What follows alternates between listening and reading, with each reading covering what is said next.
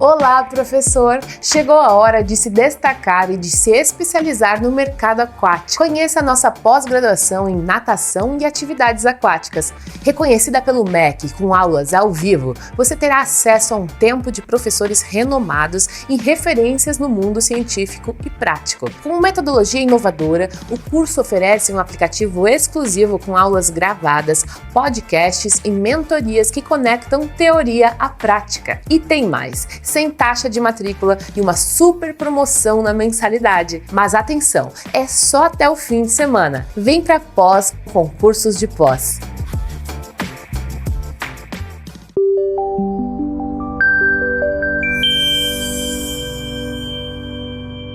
Olá, alunos! Olá, alunas!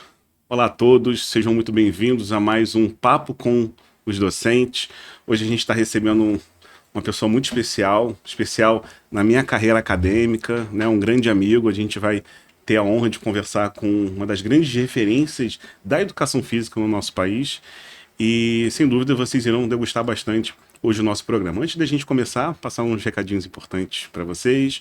Esse programa ele sempre acontece ao vivo no nosso canal do YouTube, com o curso de pós. Então, se você estiver assistindo ao vivo, você pode estar mandando aí as suas perguntas, né, as suas mensagens que a gente vai estar lendo aqui.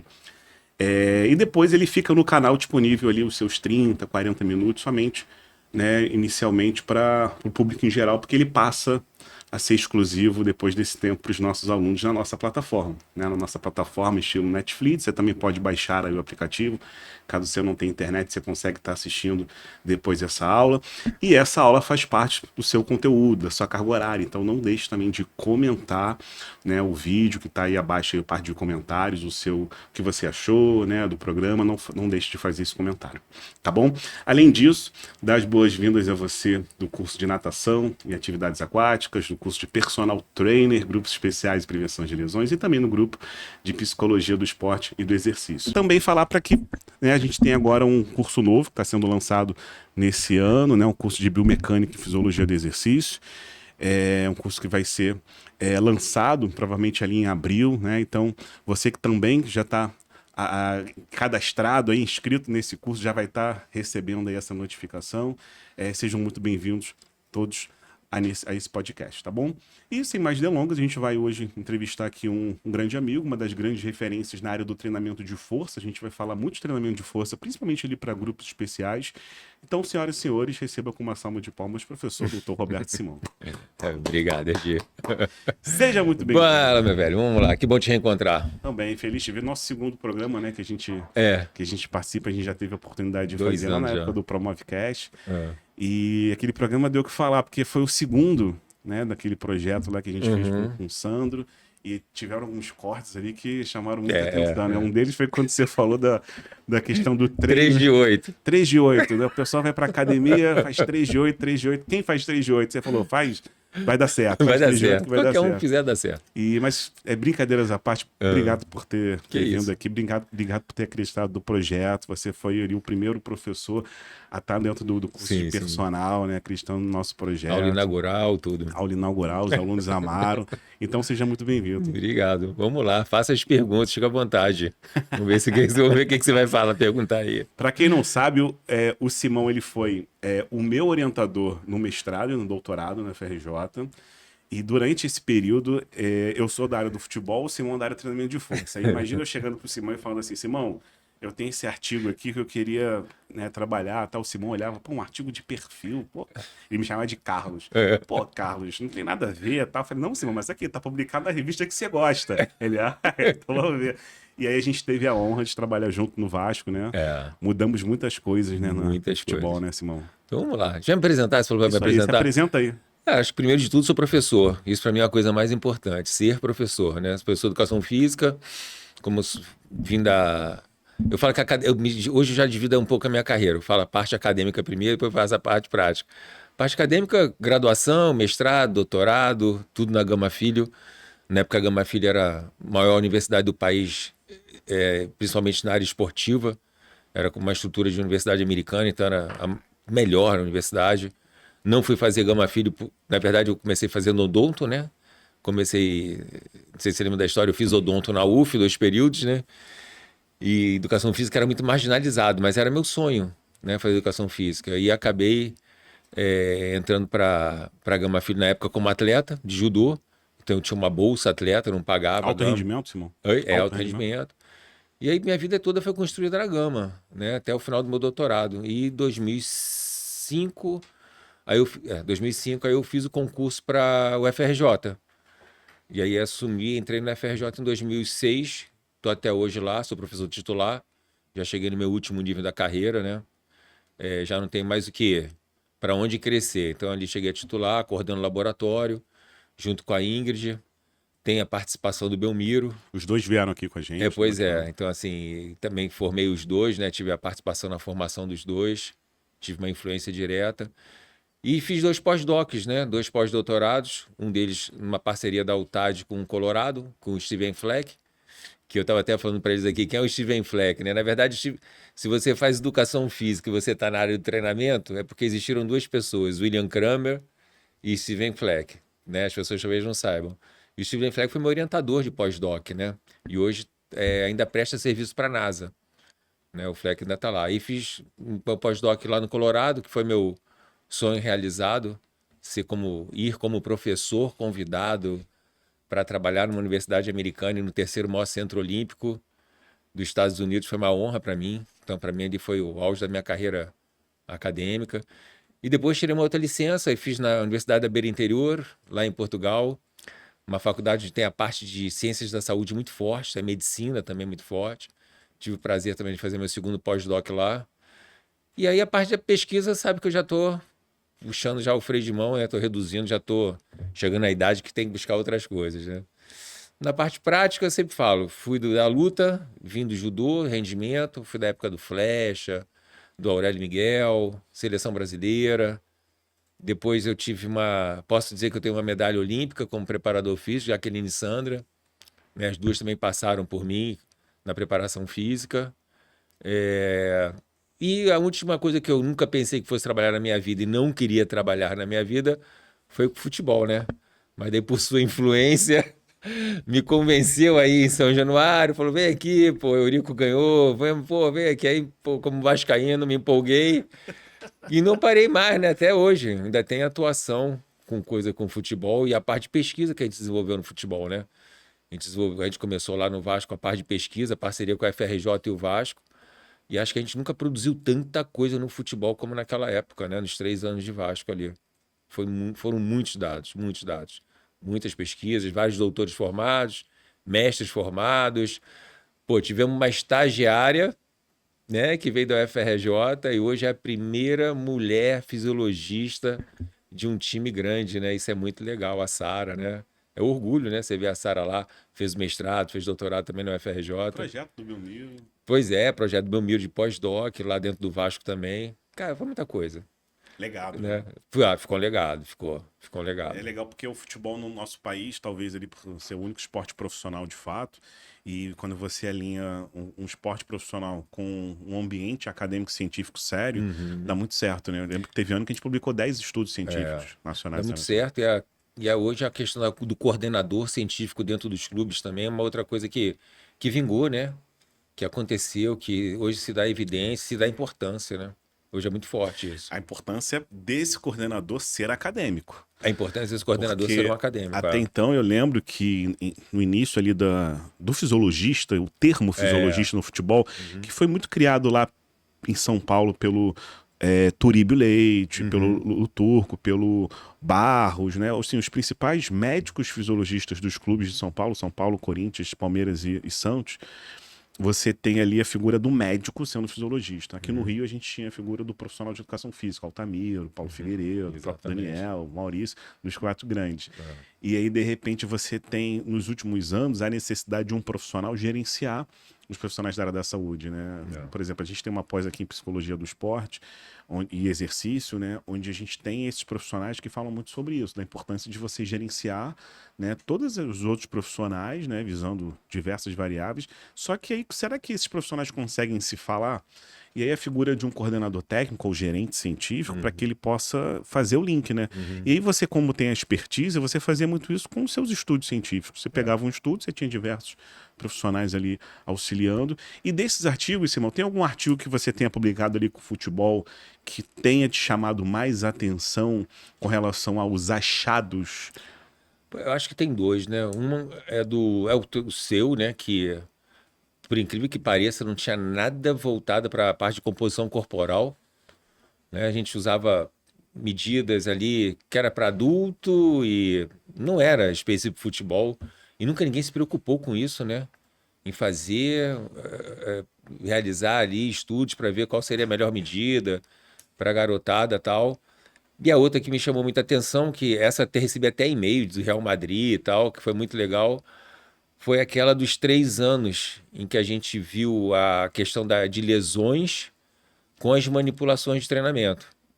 Né? E, por exemplo, quando a gente evidenciou que aqueles trabalhos de instabilidade, que era uma coisa que eu acreditava no começo, bola, bozu, disquinho, voltado pro treinamento, acabou gerando mais lesão do que propriamente ajudando, né? Aquilo é muito mais voltado para a área da fisioterapia, né? Da reabilitação. E aquele acompanhamento, a gente conseguiu dados ali de 3 anos de acompanhamento. Então, assim, foi muito grande. Aquele estudo que a gente publicou na revista Sports, lá com... Foi até o Pedro, que era, até pouco tempo agora, foi o fisiologista do Flamengo durante anos, né? Também durante os últimos 3 anos. Acho que foram os estudos assim, que mais me chamaram a atenção. Agora, teve muita coisa que a gente publicou, né? De dano muscular, de lesão, de avaliação de isocinético, né? Que até eu não gostava de isocinético, acabei aceitando melhor o isocinético. O legal foi trazer um pouco da linha de cada um, né? Eu com a linha mais epidemiológica, você com a linha da treinamento de força, o pessoal fazendo uma coleta de qualidade, né? A gente com dúvidas e perguntas, o trabalho deu muito certo. E culminou isso num projeto, uma metodologia, né, num currículo que está disponível na internet. Se a pessoa colocar currículo metodológico Vasco da Gama, a pessoa baixa ali em PDF uma diretriz para se trabalhar com diversas idades dentro do futebol, né? Em diversas áreas. Em diversas áreas, da área da nutrição, da área da preparação física, da área técnica. E isso deveria ter em todos os esportes. Deveria ter todos os esportes. Porque, por exemplo, você chega nos Estados Unidos, a Confederação Americana de Futebol, no site dela, ela já disponibiliza uma diretriz, né, curricular, metodológica para o futebol, disponível para todas as idades. É um PDF com 500 páginas, mas eles tiveram uma preocupação de entregar para quem está ali na ponta uma diretriz. A gente não tem muito isso aqui, né? Pois é, e até falar, né, aquela nossa diretriz tem mais referências do que o FIFA 11. Né? A gente usou muito mais referência para fundamentar aquilo que a gente fez do que a própria FIFA. Impressionante. Não, né? e a FIFA desenvolveu lá um estudo comparando grupos, e aí veio um estudo de revisão sistemática e meta-análise criticando por causa do conflito de interesse. Porque muitos estudos que não mostravam efeito, eles tiram porque tem ali a questão da marca. Né? E aí teve uma crítica muito séria com isso. Simão, você falou sobre o Colorado, você esteve no Colorado, e aí você viu aquele centro de treinamento. Pois é. O que lá tem, além da estrutura, que falta aqui pra gente? Acho que lá tem nenhum dólar do governo. Isso é a coisa mais importante. Tudo que o governo mete a mão, a coisa acaba sendo destruída. Né? Então, assim, me chamou muita atenção lá. A estrutura não dá para dimensionar disso, só vivendo. Então, eu vivenciei todos os laboratórios. Então, cara, você pega um laboratório que deve ter, sei lá, 300, 400 metros quadrados, só de biomecânica. Só de biomecânica. Aí tu vai para o outro lado da fisiologia, mais voltada para a parte celular, aí tu vai para a fisiologia mais voltada para a parte pulmonar, aí tu vai lá para a fisiologia voltada mais para a parte de neuro. Então, assim, são vários laboratórios, diversos laboratórios, com profissionais altamente qualificados, né? Não tem ninguém ali que não tem um PhD. E a estrutura não se fala, né, cara? Só para você ter uma ideia, o dojo dá para fazer 100 treinos ao mesmo tempo. 100 treinos são 200 judocas treinando ao mesmo tempo. A piscina, ela vira de 50, vira de 100, vira de profundidade, de mergulho. Você vai apertando lá os controles e ela vai mudando. Cara, tudo é muito lindo. A estrutura de campo de soccer, da parte de atletismo. É muito gigante. É tudo muito gigante, com muito dinheiro das empresas. Então, as empresas têm retorno por investirem no esporte. Isso é extremamente importante. E não tem um dólar do governo. Nada, nada. É zero. Tanto quando você entra no terceiro maior centro olímpico, tem uma parede gigante. E essa parede gigante vem com a marca de todos os patrocinadores. É muito legal. E é muito legal. E eu tive a experiência de vivenciar os laboratórios. A sala de musculação, eu não vou saber, assim, lá assim, um corredor só de supino, 20. Um corredor só de agachamento, 20. Um corredor só para... Então, assim, para cada exercício tinha 20 equipamentos, pelo menos. E a parte de peso livre é uma coisa absurda, gigantesca. Coisa que a gente não tem aqui. Metodologia tinha? Você Então, viu? então lá funciona muito como a gente pensa, né? Você tem os profissionais que atuam ali na linha de frente, né, com os atletas, que são vinculados a esses pesquisadores, mas que tem o diretor técnico-científico, que nessa época era o Steven Fleck. Ele era o diretor técnico-científico. Então, é como se a gente chamasse um coordenador científico, né? Ele foi o diretor técnico-científico do Comitê Olímpico Americano por mais de 20 anos. Por mais de 20 anos. E todos os centros de treinamento, eles se interagem. Então, assim, tem informação, troca de informação. Na época não era nem tanto online, né? Era presencial mesmo, viajando. A galera ia, voltava, trocava informação, trocava experiência, criava projeto para coleta. É absurdo, é gigantesco. E aí, quando você fala assim, existe esporte de alto nível no Brasil? Não, não. Para mim não existe. Para mim existe treinamento de alto nível, mas esporte de alto nível, não. Porque o esporte começa desde que você é criança, né? Então, vem lá do que eles chamam Grammar School, que é o ensino fundamental, depois o High School, que é o nosso ensino médio, e a universidade, né, cara? O cara, quando é atleta, ele tem bolsa. Uma faculdade de educação física lá custa em média $60 mil por ano. Então, não é barato, é caro. E aí o cara tem bolsa porque ele é atleta, porque ele já veio com a vida de atleta. Então, você pega campeonato universitário, eu assisti Rock no Gelo. Cara, campeonato universitário. Eu vi Colorado contra Denver. 15 mil pessoas dentro do ginásio.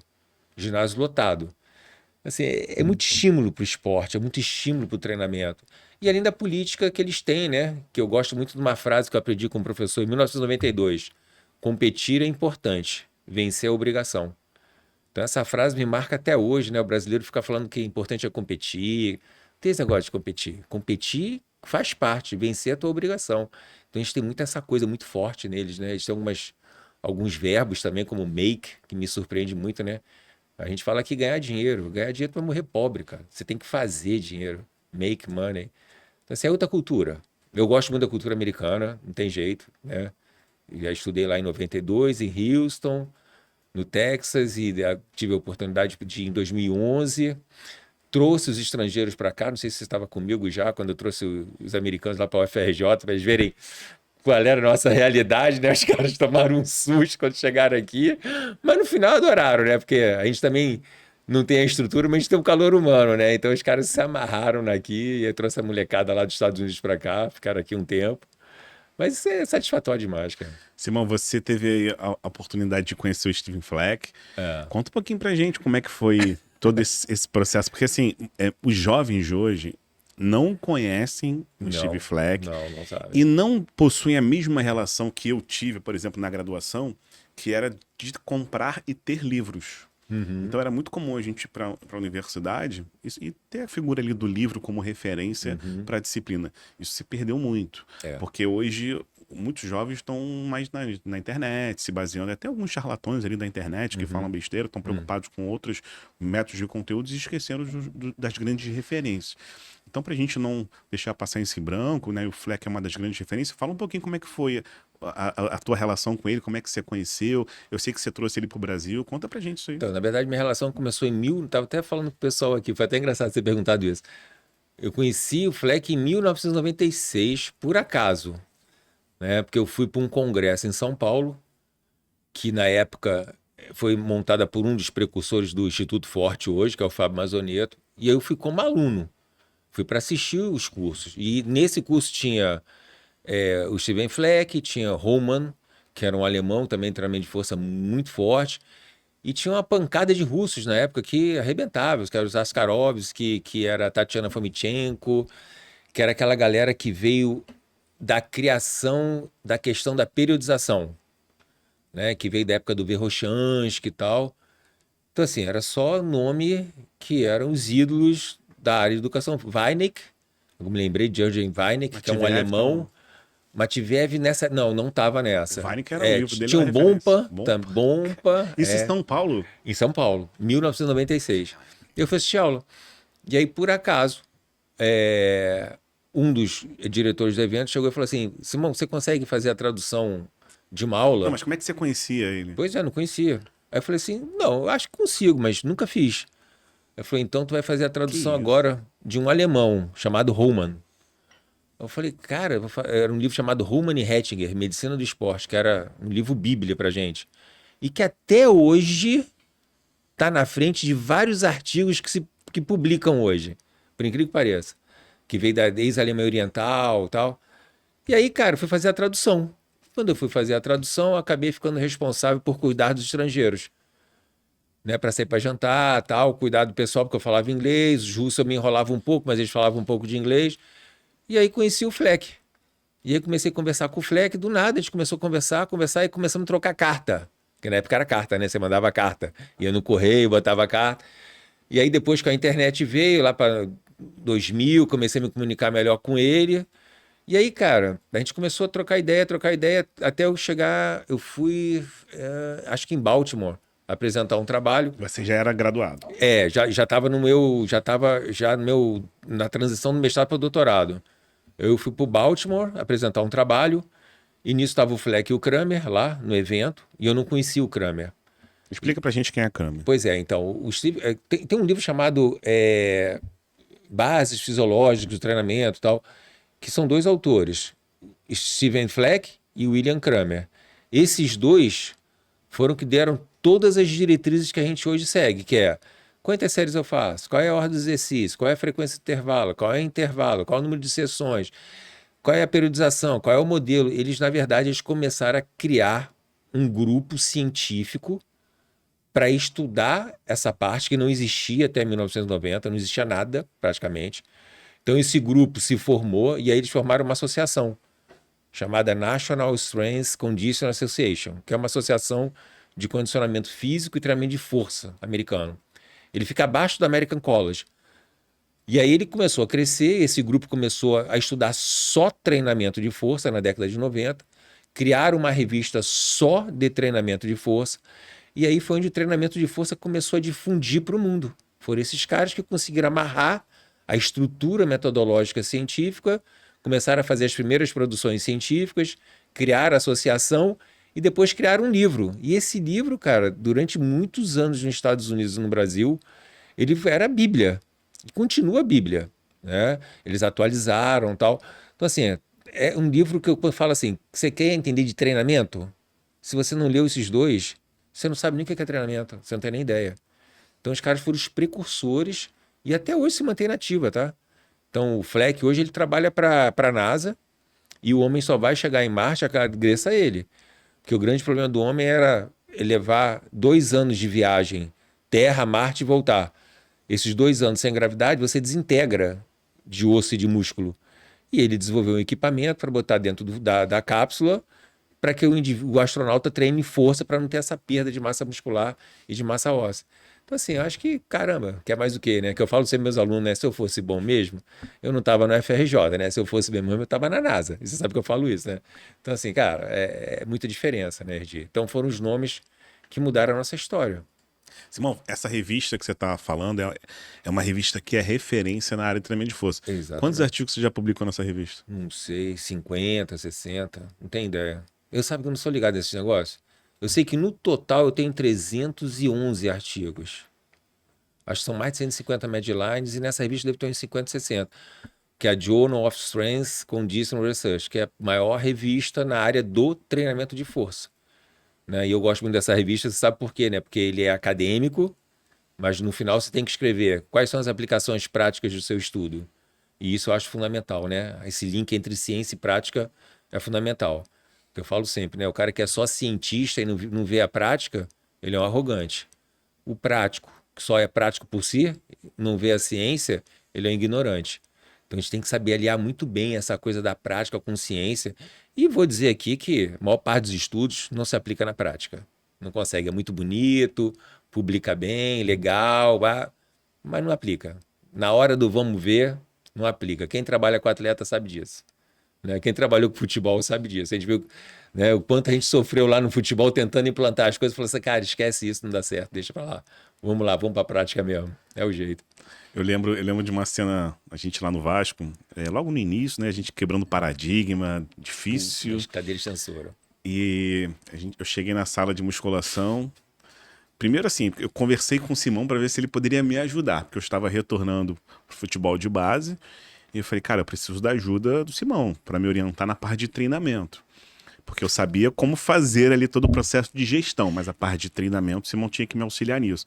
E aí eu chamei ele e tal, ele falou em São Januário, Simão, tem como você vir aqui em São Januário pra gente conversar? Ele, não, vou, mas ele foi de boa, só pra, como vascaíno. Ele chegou lá e falou, Simão, preciso que você me ajude, não tem como pagar muito não, mas é isso aqui, me ajuda aí pelo amor de Deus. Ele, tá, vou te ajudar.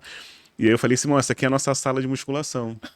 Aí ele olhou assim, isso porque o professor Isaías Tinoco, grande amigo, ele até tá escrevendo um livro, pediram lá para fazer um comentário, a gente depois se deu muito bem, né? Uhum. E aí o professor Isaías Tinoco, ele falou assim, meu filho, esses equipamentos são os equipamentos do profissional que estão indo para a base, faça proveito. São os equipamentos novos.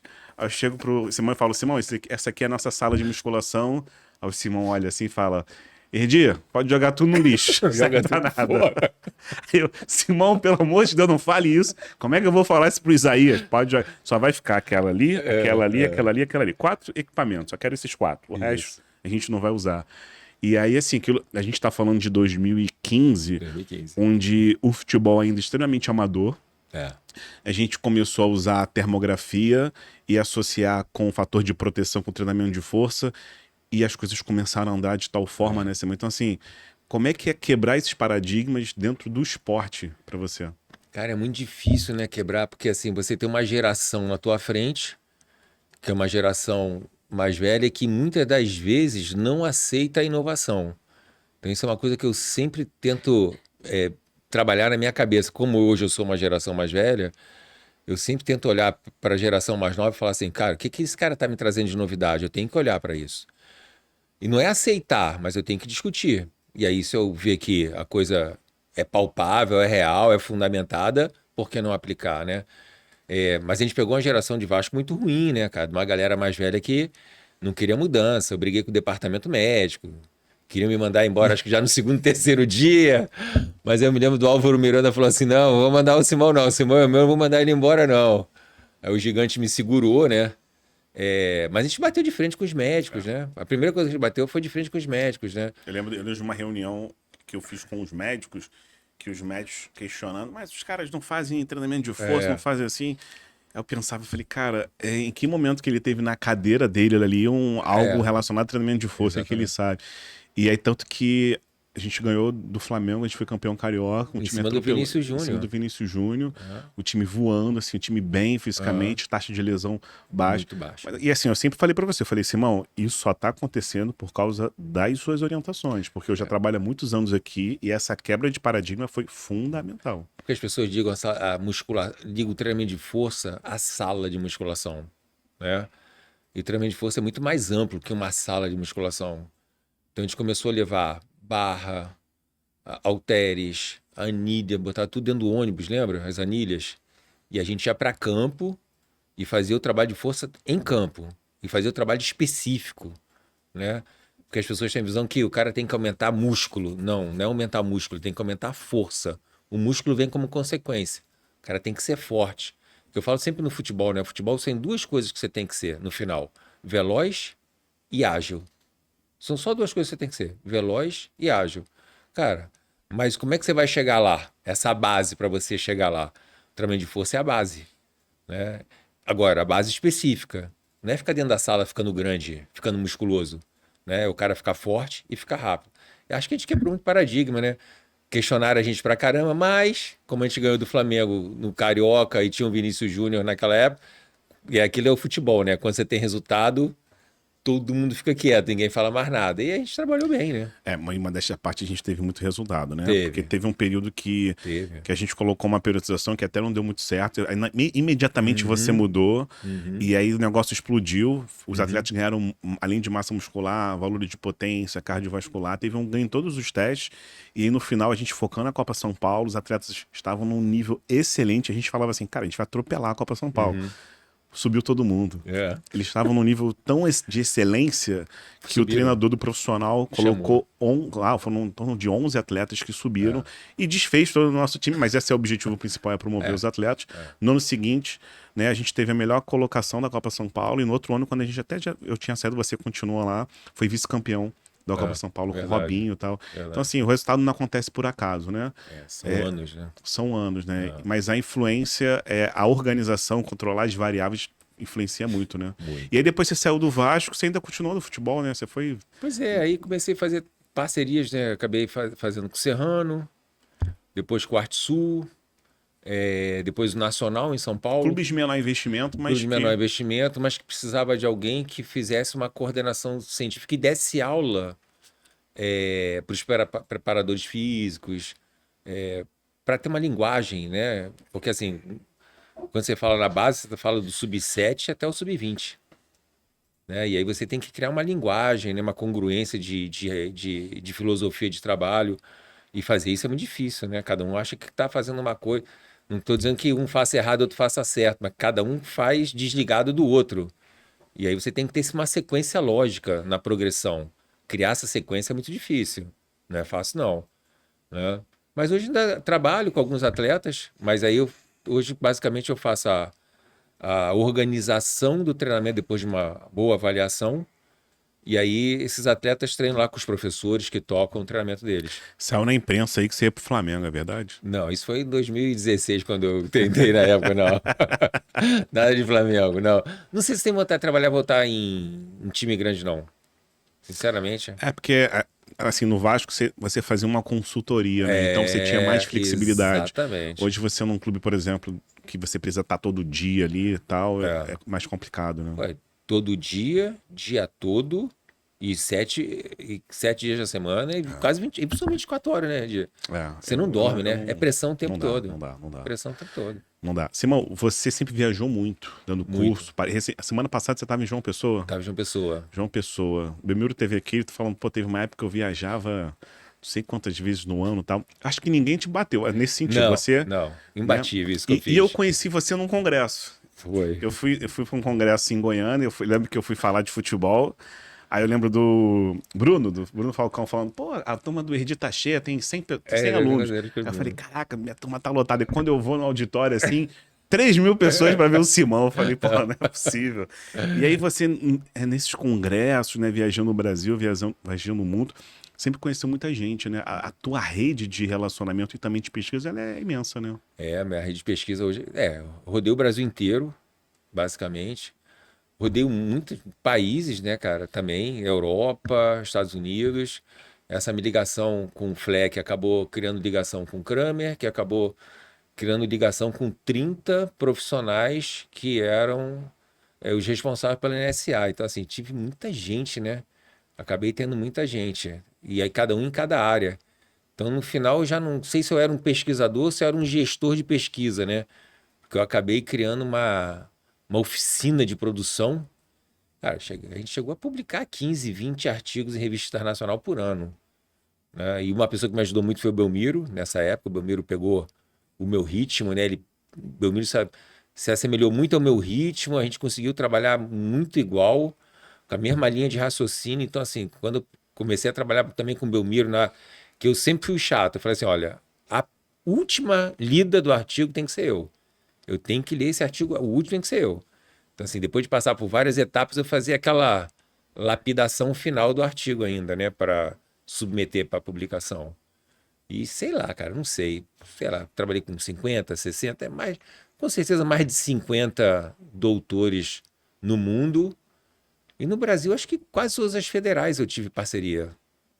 Acho que são pouquíssimas federais que eu não tive parceria de pesquisa.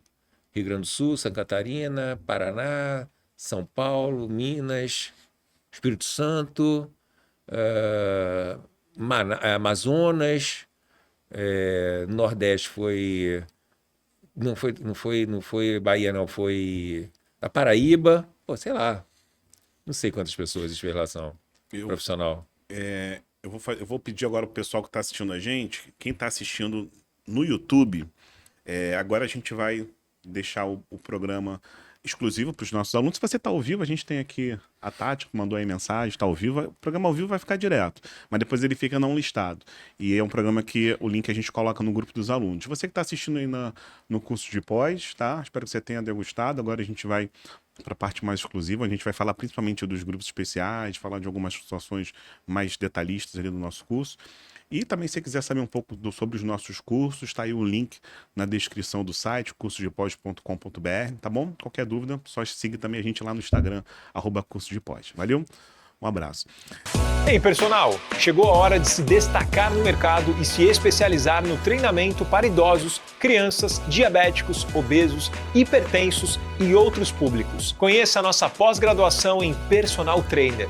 Grupos especiais e prevenção de lesões. Reconhecida pelo MEC e com aulas ao vivo, você terá acesso a um tempo de professores renomados, todos doutores e referências no mundo científico e prático. Com metodologia inovadora, o curso oferece um aplicativo exclusivo, com aulas gravadas, podcasts e mentorias que conectam teoria à prática. E tem mais! Sem taxa de matrícula e uma super promoção na mensalidade. Mas atenção, é só até o final da semana. Vem para pós com cursos de pós.